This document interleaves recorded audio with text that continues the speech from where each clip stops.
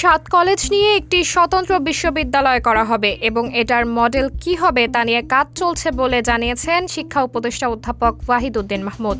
তিনি বলেছেন, নতুন বিশ্ববিদ্যালয় করতে সময়ের প্রয়োজন। এটা 3 দিনের মধ্যেই সম্ভব নয়। এটার কাঠামোর ব্যাপার রয়েছে। নতুন এই বিশ্ববিদ্যালয়ের মডেল কি হবে সেটা নিয়ে কাজ হচ্ছে, কারণ এটি একটি জটিল প্রক্রিয়া। আজ মঙ্গলবার গণমাধ্যমকে কথা বলেছেন উপদেষ্টা।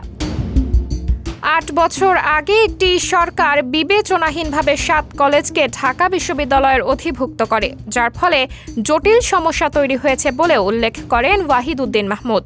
তিনি বলেছেন, এখানে বহু বছরের শিক্ষার্থীদের স্বার্থের ব্যাপার রয়েছে। একটা বিশ্ববিদ্যালয় প্রতিষ্ঠা হলে বহুদিন থাকবে, তাই আমরা তড়িঘড়ি করে অবিবেচনামূলক সিদ্ধান্ত নিলে হবে না, ভেবেচিন্তে সবকিছু করা হবে।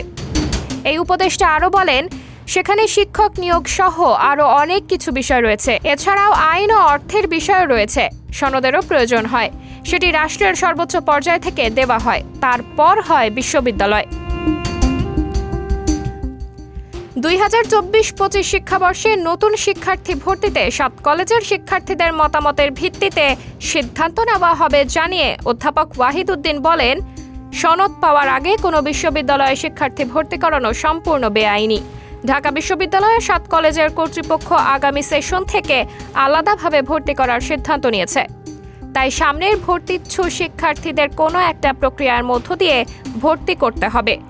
আসন্ন 2024-25 শিক্ষাবর্ষের ভর্তির বিষয়ে কলেজের শিক্ষার্থীদের মতামত নেওয়া হবে। তাদের সঙ্গে আলোচনার ভিত্তিতে আমরা সিদ্ধান্ত নেব। সাবরিনা জলিল, সবার কথা।